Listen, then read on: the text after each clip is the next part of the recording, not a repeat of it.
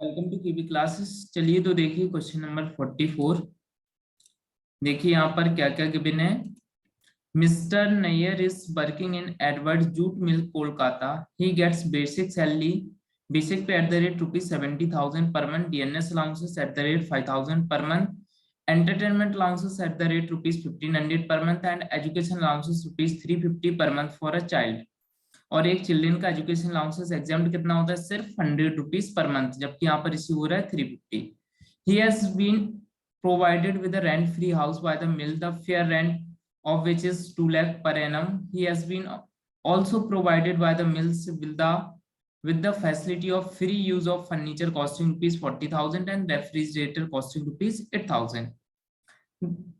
The mill has provided him 2 small cars. The expenses relating to the cars are borne by the mill। तो देखिए जब एक से ज्यादा कार रिसीव होती है तो हम एक कार को एज्यूम करते हैं बोथ पर्पस के यूज मीन से मिक्स पर्पस, लाइक आपका both official and private purpose, and बाकी अदर कार को हम मानते हैं प्राइवेट पर्पस की यूज से। The salary of the drivers is paid by mill. Other information relating to car are cost of each car ₹3 lakh, salary to each driver 5,000 per month, expenses first car ₹70,000 and second car ₹50,000.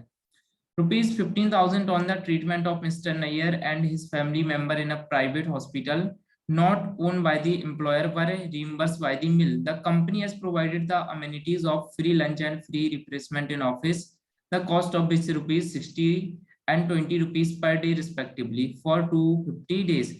तो देखिए जो free lunch होता है वो आपका ₹50 per day exempt होता है, जबकि यहाँ पर ₹60 एक्सपेंसेस मीन्स ₹10 टैक्सेबल होगा, और जो रिप्लेसमेंट है वो फुल्ली एग्जाम्प्ट होता है, तो ये ₹20 पूरा का पूरा एग्जाम्प्ट रहेगा। Then he as well as the company contribute 14% of full basic pay and half of the DNS allowances towards recognized provident fund. Compute Mr. Nayer's salary income for the assessment year 21 to 22। चलिए तो देखिए इसका solution क्या होगा। सबसे पहले basic salary receive हो रही थी 70,000 पर मंथ, तो 70,000 इंटू 12 आ जाएगी आपकी 8,40,000। Then DNS allowances 5,000 per month receive हो रहा था, तो 5,000 into 12 60,000। Entertainment allowances 1,500 per month receive हो रहा था, तो आपका 18,000 आ जाएगा। देन एजुकेशन अलाउंसेस 350 रिसीव हो रहा था, एग्जाम 100 होता है पर मंथ, तो आपका टैक्सेबल हो जाएगा 250 पर मंथ, तो आपका आएगा 3,000 पर ईयर का। देन रेंट फ्री अकोमोडेशन, इसका मैं वैल्यूएशन करना पड़ेगा। तो देखिए रेंट फ्री अकोमोडेशन है, यहाँ पर जो हाउस है वो कंपनी का खुद का है, और कोई जब इन्फॉर्मेशन नहीं दी है तो हम जो सैलरी है वो जो इन पॉपुलेशन है सिटी की, हम 25 लाख एज्यूम करते हैं जब क्वेश्चन में गिवन ना हो। तो 25 लाख जब पॉपुलेशन एज्यूम करेंगे तो 15% ऑफ सैलरी क्या होता है, टैक्सेबल वैल्यू ऑफ हाउस। तो सैलरी में देखिए क्या क्या इंक्लूड होता है रेंट फ्री अकोमोडेशन की पर्पज से, आपका basic salary, DA, commission, bonus plus all taxable allowances. तो यहाँ पर डीए सिर्फ तब ऐड होता है जब वो as per terms of retirement benefit या एम्प्लॉयमेंट बेनिफिट से दिया हो, तो यहाँ पर डीए का हम हाफ लेंगे क्योंकि हाफ रिटायरमेंट बेनिफिट के पर्पज से था।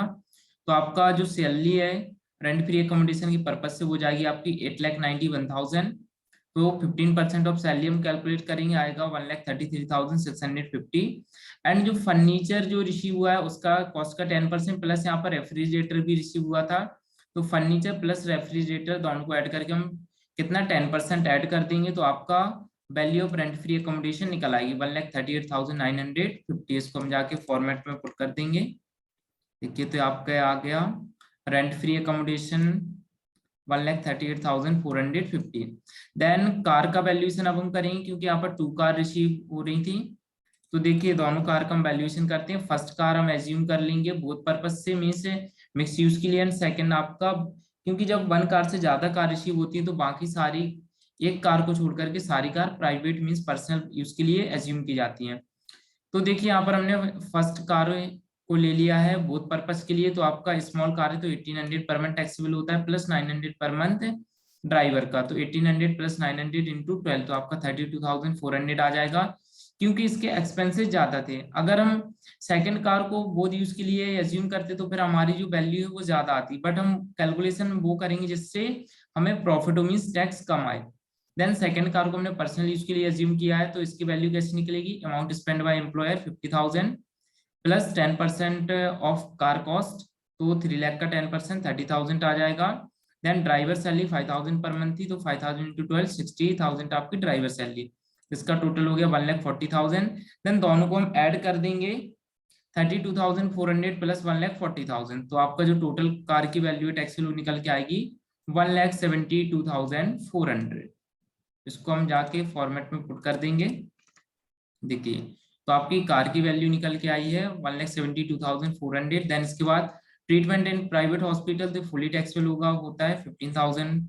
लंच आपका 60 रुपीज एक्सपेंस हो रहा था, जबकि एग्जाम 50 रहता है, 250 वर्किंग डेज के लिए मिल रहा था। तो यहाँ पर 250 इंटू 10 तो आपका 2500 फ्री लंच का वैल्यू हो जाएगा। Then employer contribution towards RPF 14% कर रहा था, जबकि एग्जाम 12% होता है, तो यहाँ पर 2% टैक्सेबल हो जाएगा।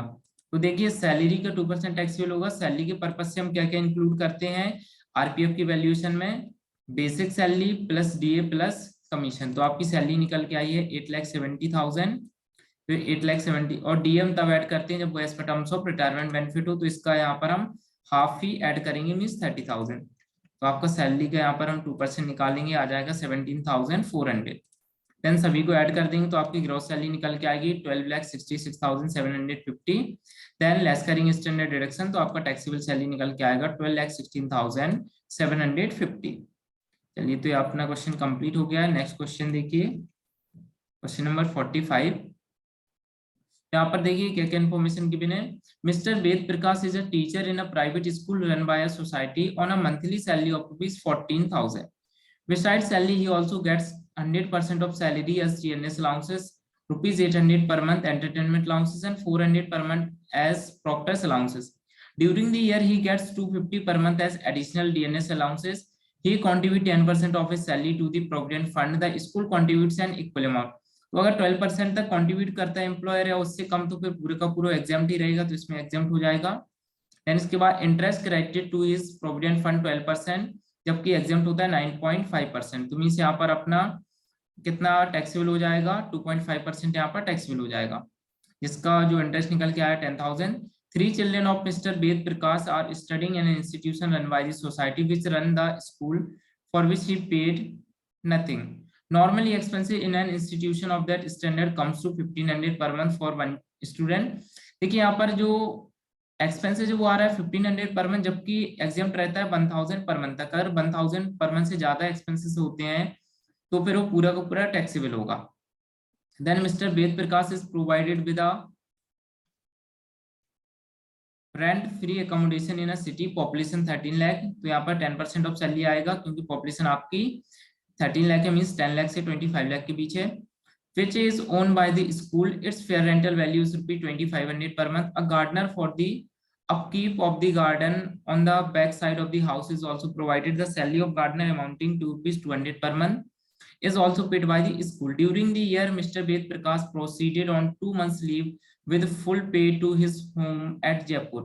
The school paid ₹10,000 being the airfare to and from Jaipur for him and his wife for this purpose. Compute the taxable income from salary of Mr. Ved Prakash for the year ending 31st March। देखिए तो यहाँ पर क्या आएगा आपका, सबसे पहले basic salary 14,000 per month receive हो रही थी, तो 14,000 इंटू 12 1,68,000 आ जाएगा। डीएबी पूरा 100% मिल रहा था सैलरी के इक्वल, तो डीएबी आपका 1,68,000 होगा। एंटरटेनमेंट अलाउंसेस रिसीव हो रहा था 800 पर मंथ, तो 800 इंटू 12 9,600 आ जाएगा। प्रॉक्टर अलाउंसेस आपका फुली टैक्सेबल होता है, 400 पर मंथ रिसीव हो रहा था, तो 400 इंटू 12 4,800 आ जाएगा। देन इसके बाद आपका एडिशनल डीए भी रिसीव हो रहा था 250 पर मंथ, टैक्सेबल होता है 3,000 आ जाएगा। एम्प्लॉयर कॉन्ट्रीब्यूशन क्योंकि 12% सैलरी से कम है तो एग्जाम्प्ट रहेगा। इंटरेस्ट देखिए 12% मिल रहा है, जबकि एग्जाम्प्ट रहता है 9.5%, तो 2.5% टैक्सेबल होगा। तो इंटरेस्ट टोटल निकला है 12% आपका 10,000, तो इसका में 2.5% निकालना है, तो 10,000 इंटू 2.5 अपॉन 12, तो आपका 2083 इंटरेस्ट निकल आएगा आरपीएफ का जो टैक्सेबल है। देन एजुकेशन फैसिलिटी 1,500 पूरा टैक्सेबल है, तो 1,500 इंटू 12 1 ईयर का हो जाएगा, क्योंकि 3 चिल्ड्रन का मिल रहा तो इंटू 3, तो आपका 54,000 आ गया एजुकेशन फैसिलिटी का। देन रेंट फ्री अकोमोडेशन आपका पॉपुलेशन 13 लाख था, तो यहाँ पर कितना आएगा 10% ऑफ सैलरी, तो सैलरी यहाँ पर कैलकुलेट कर लीजिए। हाउस के पर्पज से सैलरी क्या होती है, बेसिक सैलरी प्लस डीए अगर वो as per terms of employment है, plus commission plus bonus plus all taxable allowances, तो आपकी सैलरी निकल के आएगी 1,82,400। तो इसका 10% आया आपका 18,240, तो आपका value of rent free accommodation हो गया।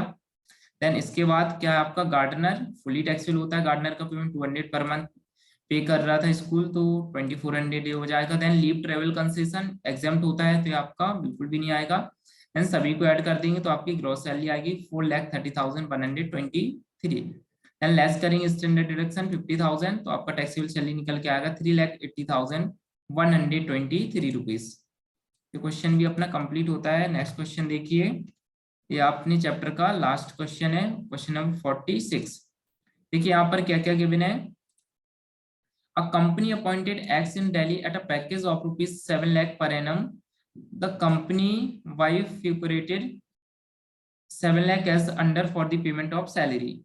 Basic salary receive हो रही है 3 lakh, transport allowances 20,000, reimbursement of medical bill 15,000, special allowances 2 lakh, rent house rent allowances 1,44,000 and deposit in approved gratuity fund 21,000। तो ये देखिए पूरा 7 लाख का डिवाइडेशन है।